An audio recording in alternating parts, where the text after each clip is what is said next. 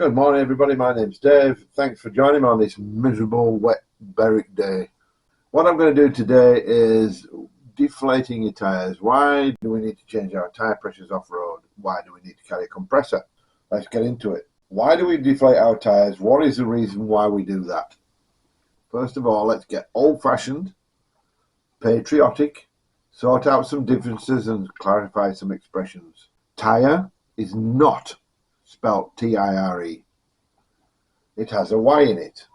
This is for all you millennials who think that American English is what we speak, and therefore it is spelt T-Y-R-E, tyre. Right, first point over. Second point, let's broach the terms air up and air down, which are not correctly spoken grammatical English. Let's look at air down. In fact, what we are saying is let the air out, or deflate the tyre. What other terms could we use for let the air out? Deflate, puncture, collapse, empty, shrink, void, let down, flatten, empty the air out of, let out, drain, contract, go down, exhaust, decompress, depressurize, or go flat. People use air down and air up, and you can see why they do that. It's easy to say, it's just laziness really. Everyone thinks that the phrase "my bad" is a modern phrase. It actually started in the 1970s in basketball and was first put in print in 1986 in a basketball publication. The phrase is probably cited from the film Clueless in 1995, where it became popular. So millennials, you did not invent these bad phrases. You got suckered into using them by people like me. But in any case, these are informal, if not slangy expressions. And we don't really need to look for any great grammatical justification for these. People obviously find them useful or they won't use them. However, hopefully you won't hear me say them, because I do not like how Americanism is being pushed into the internet and by social media. However, if you do, then feel free to chastise me for it if you hear me say one. Points over, back to the topic at hand. So the reasons for deflating tyres, what are they? Well, the vast majority of times we need to let the air out of our tyres is because we need to increase the tyre's footprint, or help with softer tyres so they form around the rocks we are crossing to give us increased grip. What pressure do we require for the different surfaces and why? Well, here's a chart. Different people require different pressures, so there's no hard and fast rule here. As a general rule, you should drop the tyres by a third. For example, if your tyres are fully inflated in the road at 30 psi, then a third of that pressure is 20 psi. That's just a starting point, and you move further down as required from this point. However, 20 psi is a good pressure for dirt tracks, where corrugations are an issue. The pressure will give you a smoother ride and reduce the bumps a little. Think about it though, if you're at 45 psi, then that's 30. A third is 30. So just think about these pressures. How to deflate tyres? Well, there are several methods of deflating tyres as follows. The Schrader valve tool is the easiest and the cheapest. The valve in a tyre is called the Schrader valve. And this, I'm sorry I'm not looking at the camera, I have to read off the screen. This is what allows air in but not out when we inflate tyres. It's the Schrader valve, stops the air coming out but it allows air in. As a cheap and easy deflation tool, it works well, but is not that accurate. Drawbacks are that you'll need an additional tyre gauge to measure the pressure.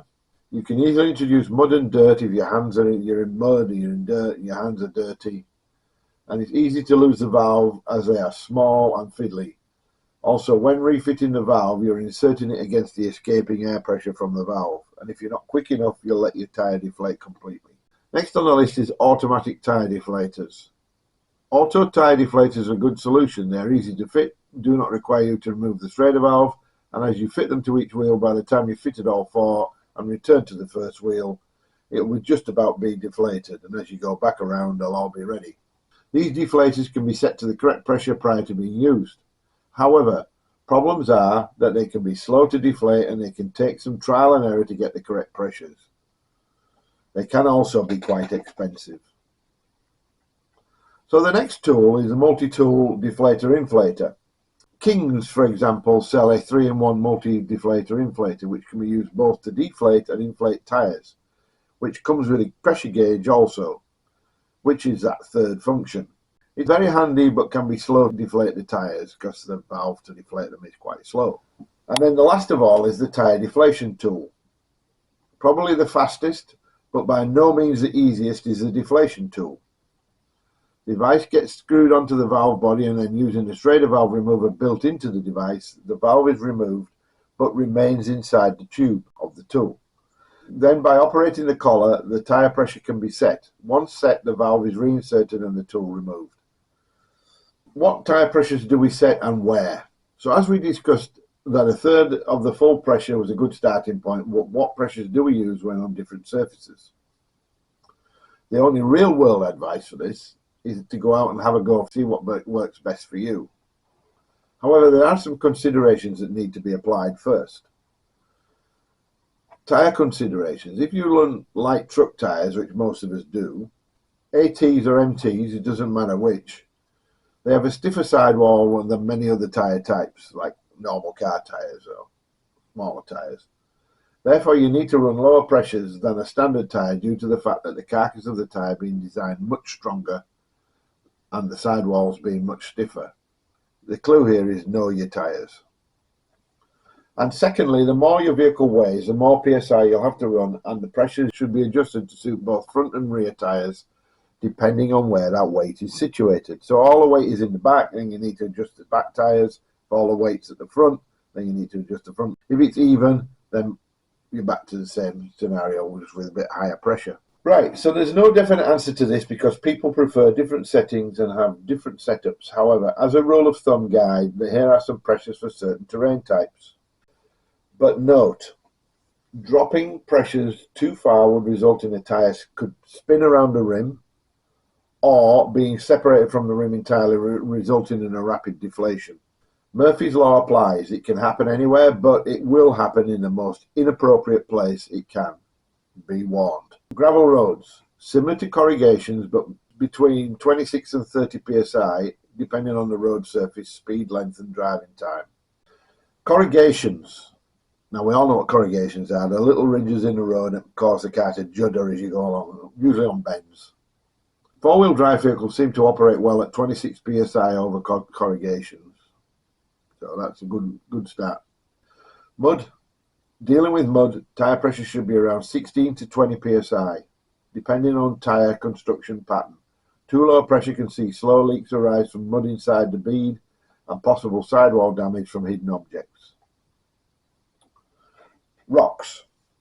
Operate your tyre pressures between 18 to 22 psi over rocky ground to aid in traction, looking after the terrain and vehicle comfort. Rim damage and being lower to the ground or actual lack of clearance is something you must consider, but the idea is your tyres are softer so they'll wrap around the rock and you may get more traction. One important one is sand. A starting pressure of 18 psi is in most cases a common theme, but not one to use unless the sand is very firm. Instead, use for most standard weight four-wheel drive vehicles 14 psi as a better option. With still room for improvement, 10 to 14 psi on soft sand, and you shouldn't lose a tyre off the rim. However, there is a note here. Do not turn like Daniel Ricciardo in the bends, okay? You won't lose your tyre off the rim. So finally, there's some important points. Never turn sharply when your tyres are deflated unless you want to be repairing deflated tyres in awkward places. Murphy's Law. Always check your tyre pressures, especially after a night's camping. They can lose up to 5 psi in the cold, and they can overheat when you're driving long distances, so keep an eye on them.